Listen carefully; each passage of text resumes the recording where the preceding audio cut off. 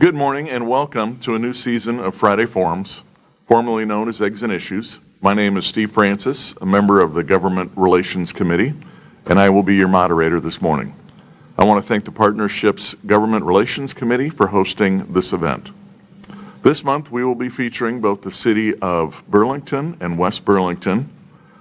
Our introductions here from the City of Burlington, John Billups and Chad Bird, and from the City of West Burlington, Melanie Young and Greg Mandsagar. We will begin with starter questions to our legislators to hit some timely topics. We then open the floor to questions. Online viewers, please submit your questions via the chat option. This is designed to be a question and answer format, so try to avoid long speeches.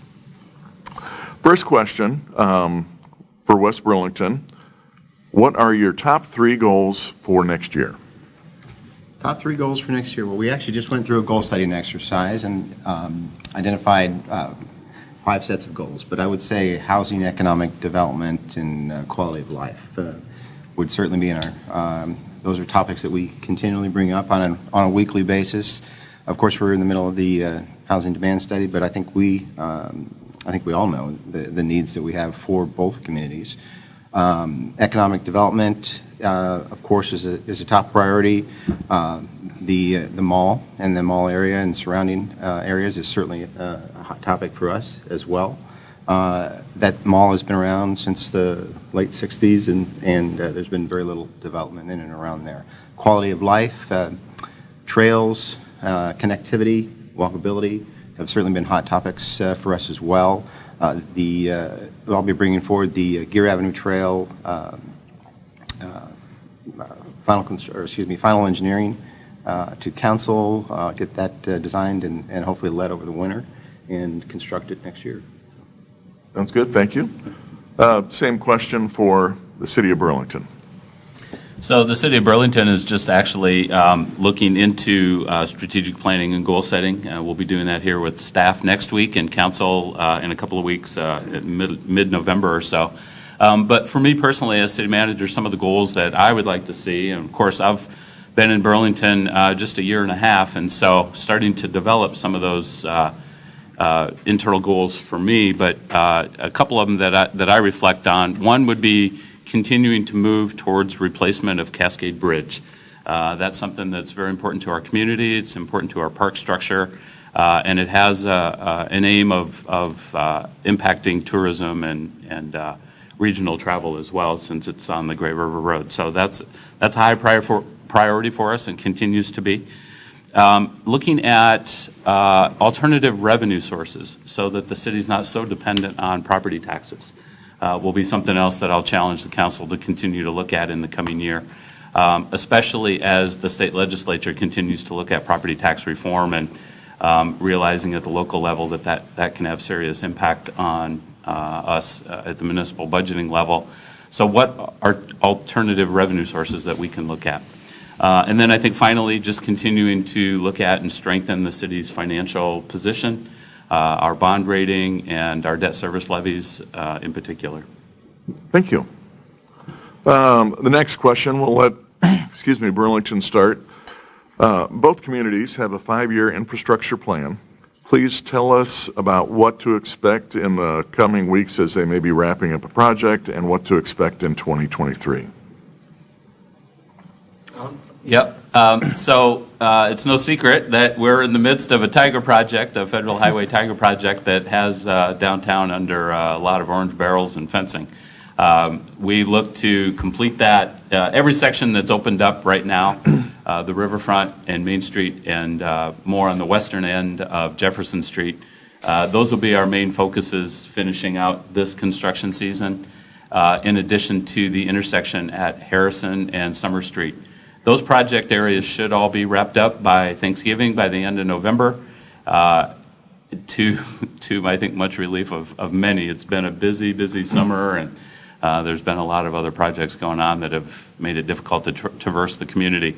I think moving into next year, of course, we'll look to open up Main Street north of Valley up to the overpass, up to the courthouse area, and then Jefferson Street from the 400 block moving east all the way to Front Street. Of course, the riverfront work that is ongoing right now, that'll be done this fall, so it'll just be some cleanup and final amenities in the spring, so we're looking forward to that. But then next year, we also start focusing our attention on the Madison Street corridor, so that'll be a big one for us too. Thank you. Well, we have a number of projects that are ongoing right now. The water tower project looks like it's finally reached substantial completion, hopefully. We also have the Mount Pleasant Street Phase 2 portion of our project, which is ongoing. Paving should start shortly on that project. We have 2 additional phases left on Mount Pleasant Street, 3 and 4, that takes it out to the city limits. That'll be coming several years out for those portions. We also have, I mentioned the Gear Avenue Trail, which I'd like to see start this coming spring. We have 2 major issues, or 3. One, we need to put together actually a CIP, a 5-year CIP, and we're in the process of doing that now to bring to council for review and consideration. We have 2 major issues or planning issues that we're dealing with at this point in time. We have a 24-inch force main that goes through the middle of town, has no redundancy, and is deep and rather old, and needs to be studied, and we need to determine what condition, what shape it's in, and how we're going to move forward with that force main. It's a significant project for us and could have significant ramifications. We also have stormwater issues, and especially that's not necessarily this year, but last summer really told the tale of stormwater issues in West Burlington. We've identified several areas that we need to address. Ideally, above ground, we obtained the detention pond at the mall as a regional detention center. We took that on ourselves. We have several other areas, including the area in and around Lewis Park, and we have to get a master plan done for stormwater and address that issue, a critical issue, sooner rather than later. Thank you. Next question. Both cities have strong police and fire departments. What are the unique challenges facing these services now and into next year? And how are you working together to address these issues? Well, it's definitely, I'll go for this one. It's definitely workforce is the most challenging thing. We continue to see a lot of cannibalizing amongst communities and even other departments as we all vie for those people that work for the jobs. The other thing is that, compensation plans are not just about money anymore. They're about time off and advancement, community or career advancement opportunities. A lot of times if the person's stymied within their department, they might look elsewhere to go. So it's going to be challenging looking at budgets. If the legislature follows through on some of their threats about sales tax revision, in Burlington, we use the majority of those funds for funding our police department. So we're going to have to keep an eagle eye out on that, but we're going to have to continue to work and do a lot of recruitment. We're seeing now our fire departments are hosting events at the high schools and middle school, showing that it is a great career, and the police department is doing the same. We're hosting open houses just to start to talk to kids about this career field. Thank you. Well, just to add to that, West Burlington recently added a new fire truck to just support our fire department and our law enforcement. We're seeking replacement for a position that we need to fill, so we're actively recruiting for that. And just working with the departments to do the things they're asking us to do to be able to do their jobs more efficiently. For example, we've recently changed our communication system within West Burlington, updated our website, and added the option to have emergency texting. And part of that is to facilitate the implementation of our snow emergency policy that we're going to go implement this year, which should help speed the cleaning of our streets. Therefore, both the public works people can do a quicker job. The law enforcement folks are in favor of that, get the snow off there so we don't have as many hazards, those types of things. So listening to our department heads and supporting them and the things they need to most efficiently do their jobs. Thank you. Thank you. So housing is a top priority for our Chamber of Commerce members. the new housing needs assessment results will be available next month. What are you hoping to learn from the housing study, and how will you leverage the information going forward? I'll start with that one.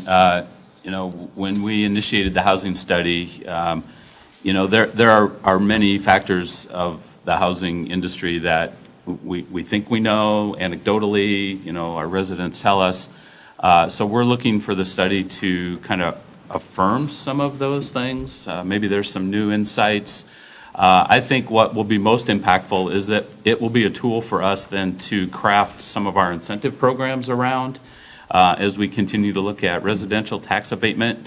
Are there tweaks to that program based on the study that we can make to better respond to the marketplace?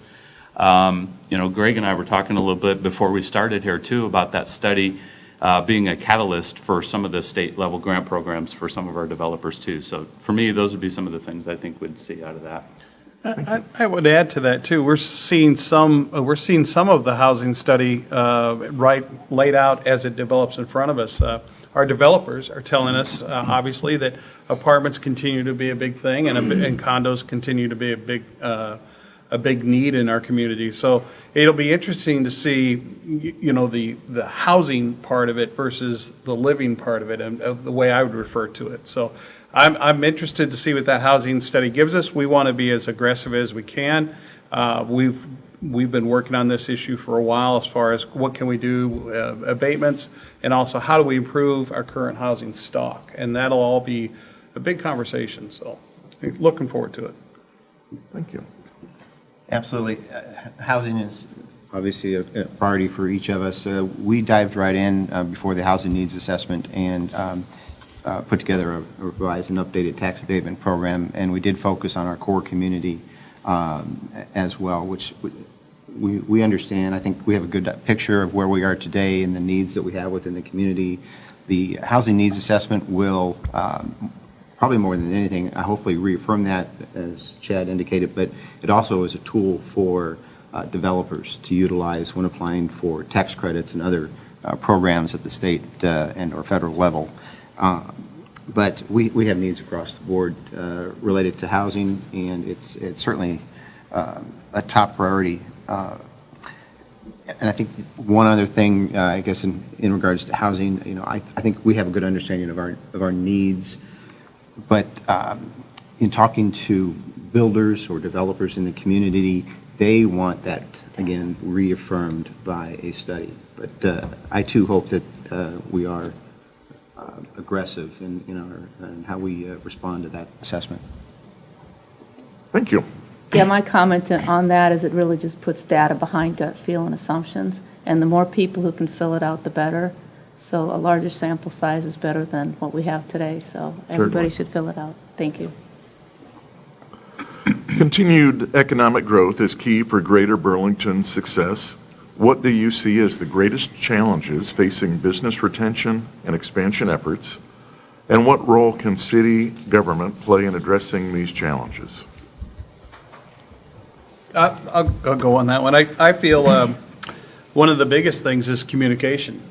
Communication amongst the government agencies and as well as like the chamber. If you look at the Western Smokehouse Partners, when that came around, Jeremy Hess called me and we brought together everybody from the city staff that may be involved in that project, everybody from the chamber, and a couple other interested players, and that really sped up that process. And I think the more our cities work together on that process and the more we work with the other agencies, communication is the key. If a developer comes in or jobs come in and they see us all lined up at the table, welcoming and trying to answer the questions at one fell swoop, I think that's a big thing. And Chad might have something to add there.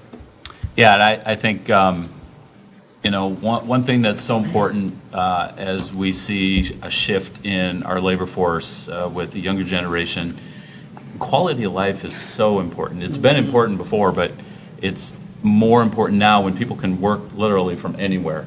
And so how do we continue to provide that quality of life, which isn't just parks and libraries and those types of amenities, but it's our public safety and it's our schools and, it's all of those things that make a great place to live, work, and play, right? And so how do we continue to support those things too? Those are just as strong economic development drivers as traditional measures.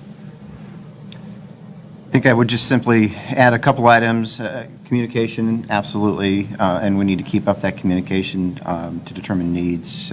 Recognition of our business community and the work and the efforts, and especially our small business, and not to leave out certainly our larger industries as well, but recognition of the work and commitment to the community that they have put in. Education as to the tools that we have available as a municipality, not only to our residents so they understand what we're doing, but also to the business community and across the board. So communication, and education. And I agree. Back to housing. If we don't have housing, and if we don't have a good quality of life to offer folks coming into the community, or in retaining our current employees, then we're going to have some problems, and we need to really focus on addressing those issues. Thank you. The City of Burlington is working towards improving Danquart Park, and West Burlington is working on a Gear Avenue trail. Please provide any updates and new information on each project.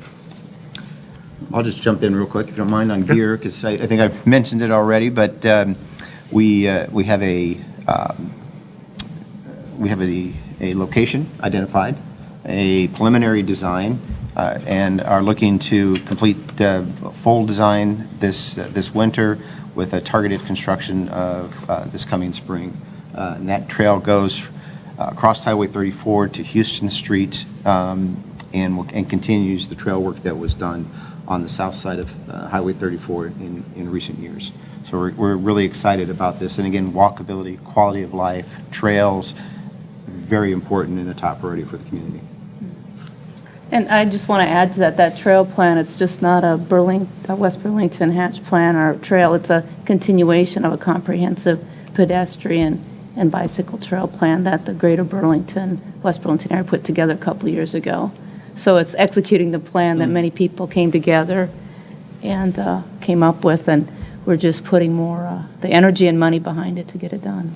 Thank you. And that's fantastic. And, I might just add that Burlington just completed a short section on West Avenue. So, and it's all part of that master plan. So. And I think Eric told me yesterday you're going to get that little chunk there down on Bluff Road over towards Case completed right. this coming spring, I think, or something. So there's another one. So we just keep chipping it away Yep. at that bigger loop. And, it's amazing. The University of Northern Iowa put out a bicycle economic impact study several years ago. And in Iowa, recreational trails and the biking community contribute about $1 million a day to the state's economy. Wow. So it's impactful, and these types of things hit at what we're talking about, the economic vitality and the quality of life of a community. Mm-hmm. For Burlington specifically, with the Danquart Park interpretive playground, it really will be a larger regional destination playground. The overall budget's about $1.9 million. But that includes improvements to the park itself, roadways and parking areas and sidewalks to make the whole playground accessible. But we're really excited about this opportunity.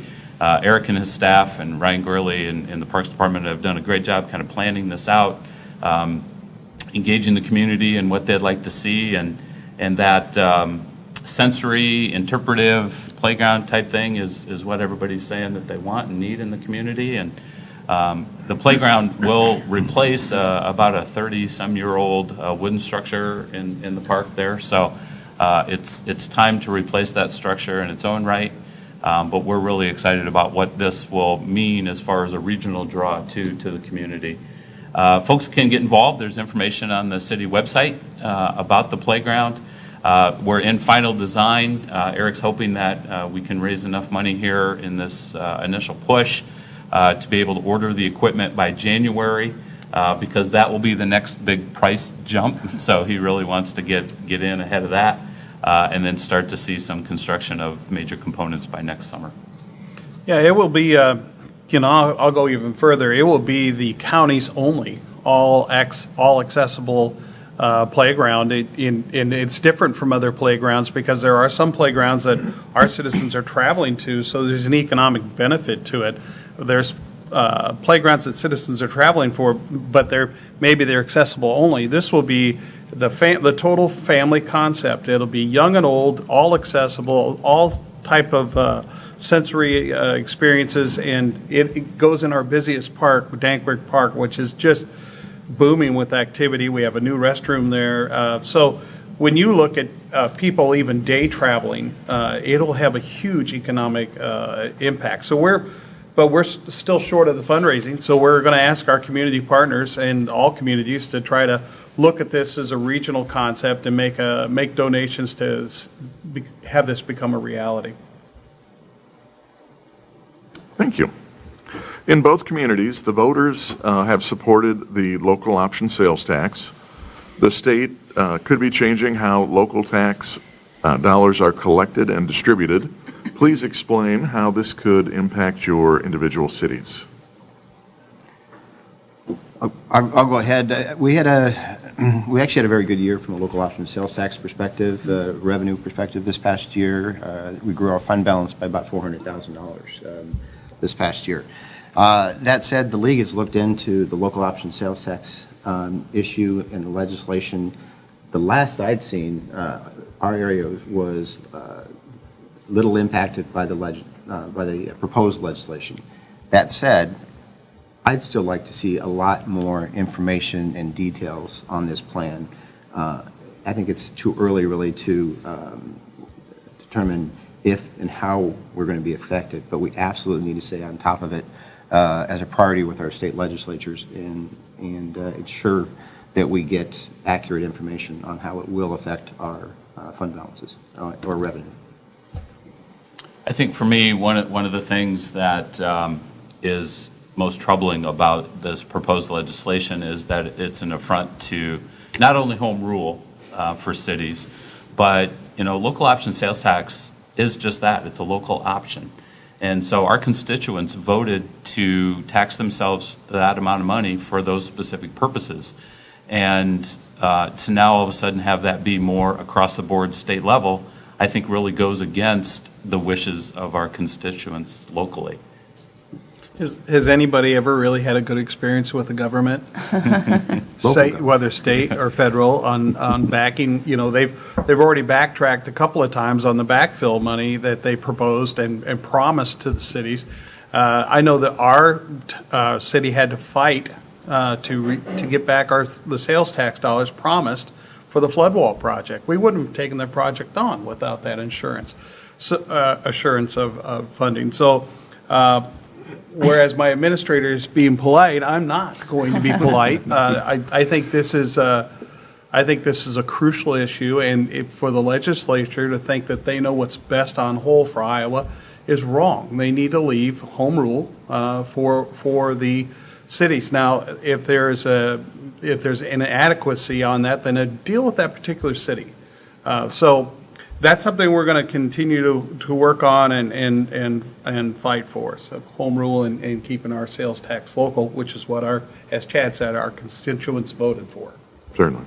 If you don't mind, I guess I'd like to jump on with that as well. I couldn't agree with you more, whether it be the backfill, whether it be local option sales tax, or tax increment financing, which is taxed annually at the state legislature. Again, it all comes back to home rule. Really, this is where the decisions, in my mind, should be made at the local level, which is most responsive to its constituents. And all of those decisions, in my mind, it seems like home rule is attacked again and again every year at the state legislature. Let's let cities focus on the work that we need to get done, utilizing the tools that we have, and let our residents decide what's best for the community. Amen. Thank you. Keeping a balanced budget is key for community financial health. Please share how each community is balancing the needs of the citizens with the realities of the budget. An easy question. Oh, yeah. So I think one goal for us and for the city council is to keep our property tax levies locally in check. And so how do we do that? It's about priorities. Greg and I talked about goal setting and strategic planning. West Burlington's just finished that. Burlington's going to be going through that here just ahead of the budget. So we understand our priorities. And so we've determined those ahead of time. And so when valuations come in and we understand the budget scenarios that we're faced with, how do we balance those priorities then with the funds available? And that may mean, too, that we use fund balance. Greg mentioned that he was able to increase his local option sales tax fund balance by $400,000. Well, if projected revenue isn't there, but it's still a community priority, do they dip into that a little bit to make sure that the budget stays balanced, they meet their community needs and goals? We do the same thing, right? Our council has set debt service levy benchmarks. We don't want to go too much above or below that. We want to keep our debt service levy consistent. It's the same with the property tax levy as well. And so it's just a matter of balancing those priorities.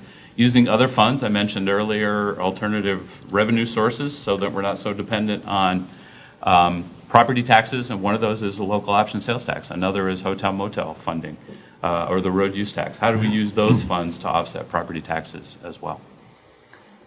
Absolutely. I mean, it's nothing like coming home and starting out with a negative growth in your evaluations to start the budget off. I mean, what a way to start. Now, I'm hoping that's a little better in the positive this year. But we had a conservative budget this past year.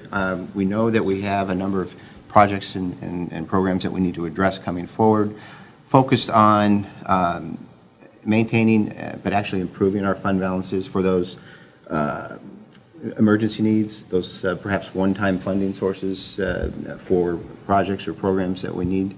And we were able to grow all of our fund balances actually in the proposed budget, and took our general fund balance from 17 to 24%, and that was at a little over $507,000. So it's actually going to grow by another significant more based on actual fiscal year end. But I think history tells a good story. You can see our tax rate history on there as well. The past 5 years, it's been at $10 per thousand. The previous year was at $9.65. We did raise it last year when we did a geo debt service levy. But at the same time, we reduced water rates to compensate and keep our residents level. Or actually, they actually saved a little bit in the overall scheme of things. But we're also focusing on grants and outside funding sources and bringing those into the community, like Burlington has done and was successful with their Tiger grant. But we need to do that and have a strong focus on finding those outside dollars to support our projects and programs locally, and we've been very successful in the past 6 months in doing so. So, and that's going to continue. We're going to keep focusing on finding those outside funds and trends. I would add to those thoughts. I think one of the scary things, and it's listed here in my notes, is the unfunded mandates that we're fighting on. And it's not so much the unfunded mandates, but the lack of agreement. So the City of Burlington's looking still. We've invested millions of dollars so far. We've been very proactive, thanks to previous administration and council. But we're still looking at $110 million of funding on storm and sewer separation. And we're getting the assurance that, we're going to work with you. But as we've found out on the Tiger Grant and the Burlington Northern Jefferson Crossing, is as those heads change at those organizations, that those agreements can end unless it's in writing. So we have to do whatever we can to protect ourselves on these unfunded mandates and demand that they give us reasonable timelines. And if we're working toward that and being as compliant as we can, that they'll agree to work with us, put it in writing, so when the people at the table change, we know we're protected. I think our cities and counties working together is crucial. When we discovered a problem with the DESCOM funding, we work together, the leadership of our cities and our towns and the county, and work to change the way that was funded, where it's more fair, more consistent. And we have to do that. We have to work together like never before if we're going to be successful in the coming years. Thank you. At this point, we'll take any questions from the audience. None in the chat? While we're waiting, maybe I'll just chime in on the state mandates as well. I mean, I in previous communities, started putting a list together of state and federal mandates. And I'm sure it wasn't comprehensive, but it was scary. It was absolutely scary. And those mandates and the issues that come up on an annual basis are certainly things that we need to stay in touch with our legislatures on as well. But it truly was scary what we could do as a community, but for those mandates. And with local decision making, it would be a tremendous impact on our community, our communities locally. And then just one other thing: cooperation. We have a tremendous opportunity. One community, two cities here adjacent to each other, and we have a tremendous opportunity, I think, to come together and cooperate wherever we might, whatever's in the best interest of both communities, and save each city funding, provide better service. And I think we need to continue those discussions. We've had several discussions just on our own, and anything we can do to cooperate and save and provide better service, I think, is really key. I would agree. And Greg, I add to that, the connectivity of our communities is by geography, because we share so much of the same border. And Burlington Northern Railroad separates some of it. It also pulls it together on some of the spurs or where that's at. Yep. And we need to use what's in common there to work on things together. An example is the other night, a southeast side of a regional airport. Because of our population bases, I'm sure that's part of the draw. We get to have that airport, keep the funding for the airport. And it serves the Des Moines County area well, and we want to keep that. Connectivity is what draws people to the area. They want to live here because they can get to a larger population if they want to do things out of town. But we also want folks coming here and staying here and spending their money here, and we have to be attractive to that. And we have facilities like the Recplex, for example, great facility, and the Turf. And we very close to both of our communities where the property line is, and yet we don't have a good trail to get into Burlington. There are sidewalk. It's like, hey, I want you to go to the Recplex, but then walk over into West Burlington and buy your stuff at Walmart or get there. That type of stuff. We want to share what we can, not duplicate services, and connect where we can, so we draw more people to the community and make it more of a destination for both employees, because that's what our employers want, is a place for their employees who they want to live. I would agree 100%. Everybody wants their individual identity, right? Mm-hmm. Every government does, every town does, but what's good for Des Moines County is good for the city of Burlington, it's good for West Burlington, and vice versa, 95% of the time. You mentioned the Recplex and the Turf, and we also have the courts being built now. And if I was a hotel developer watching this right now, I would look at maybe, even though it seems like Burlington has a lot of hotels and Airbnbs, that is the current mode of investment I would make in Burlington and West Burlington. There are tournaments that are looking to go elsewhere because they can't find a room in Burlington. And so we need to make sure that with all our activities, when I was growing up, they always said, there's nothing to do in Burlington. Yeah. Right now, you can't do it all in Burlington. We ought to change our motto. You can't do it all in Burlington, and we have so many visitors coming to this hidden gem that is Burlington, West Burlington, and in this area on the river. If I was an investor, I would definitely look at looking at Airbnbs, hotels, adding to our current stock, because we are having a pretty good rebound from COVID, and with all of those activities, plus our other things that we have, like the auditorium and different events, we have people looking to come here. So I'm pretty excited about the future. I know we talked about some negative things today, but I think we're on our way. I think we're equally excited about the future, but I think we're also going to have to think outside the box on how we accomplish things from a housing and economic development perspective. We're going to have to do more communication because I think we're going to have to do things a little differently than we've done before and explain and justify why we are doing things, whether that be doing more and helping out with infrastructure related to housing or whatever it might be. We're going to have to start thinking outside the box and make sure that our residents understand why we need to do this and how we're going to do it, and make sure that we're communicating those efforts. But I think we've got a real opportunity now as well to get things done, and that's what I'm excited about, is getting things done in our communities. I would agree, and I think that ties back to one of the first questions about the housing study too. So how can we use that and leverage, local government's role should be to facilitate those types of developments and those types of issues. So how can we partner to make this an attractive area and community for developers, those investing in hotels or other type things, even outside of housing? How do we pull all the pieces together? And it takes a cooperative effort to do that. Certainly. Any final thoughts? Well, I want to thank each community for participating today. Please mark your calendars for the next Friday forum on Friday, November 18th at 8 a.m. Thank you, guys. Thank Thank you. you. Thanks. Thank you.